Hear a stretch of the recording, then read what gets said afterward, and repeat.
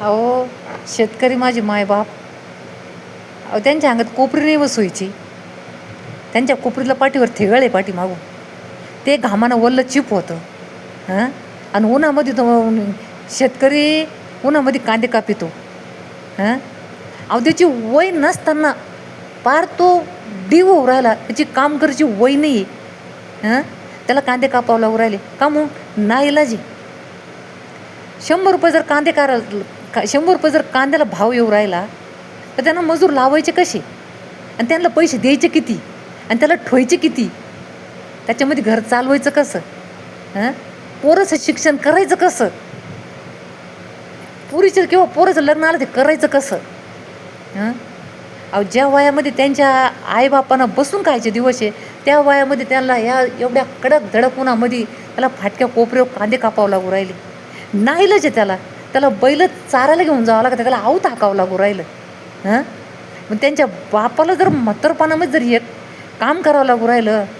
नरेंद्र मोदीची किती वय. हां, नरेंद्र मोदी काय करू राहिला.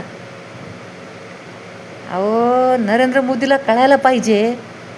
हां, तो मला एक सांगायचं आहे, हे सरकार जे भारत पार या मोदीनं भिकारी करून टाकला.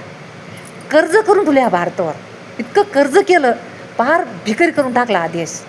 हां, निवडून आल्या काय मजा केली, काय देश हिंडला नरेंद्र मोदी. हां, त्यांना मजा करावं वाटत. आमच्या शेतकरी बापाला नाही मजा करायला, आमच्या शेतकरी भावाला नाही मजा करावं वाटत का.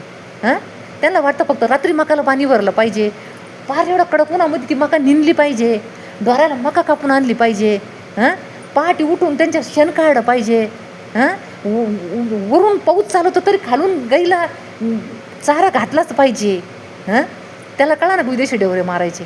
आम्ही मारतेच नाही, आमच्याकडे पैसेच नाही आहे. हां, नरेंद्र मोदी सांगतो डवरे मारू नका.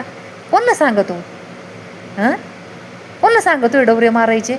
आम्हाला साधं आमच्या शेजारच्या आसपास खेडे पाहायला भेटा ना आम्हाला. आमच्याकडे पैसेच नाही आहे. हां, आमचं फार घर कसं चालवायची पंचित पडली आम्हाला. आम्हाला साधा माहेरला इकडे तिकडे जायचं तर आम्हाला पैशाची पंचायत भाड्याला पैसे नाही आमच्याकडं. हा शेतकरी भिकारी करून ठेवला. पण तळतळाट ह्या भिकारी शेतकरी नरेंद्र मोदीला तळतळाट. हां, तो कधी सुईना नाही मरायचा. तो कुत्र्याच्या मौतीनं मराव.